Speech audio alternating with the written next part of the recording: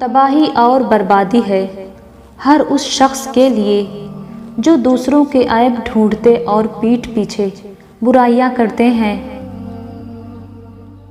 یہ اللہ تعالیٰ نے خاص مہربانی فرمائی ہے کہ جو بدی ہے وہ بد کرنے سے ہوتی ہے اور نیکی صرف سوچنے سے ہوتی ہے۔ اپنی نیکی چھپانا آپ کی سوچ کا امتحان ہے اور دوسروں کے گناہ چھپانا آپ کے کردار کا امتحان ہے۔ اگر قسمت کا لکھا ہی سب کچھ ہوتا تو اللہ انسان کو دعا مانگنا بھی نہ سکھاتا۔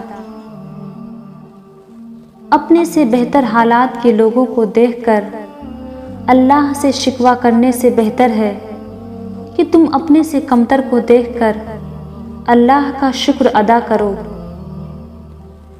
اپنے اعمال میں اخلاص پیدا کرو۔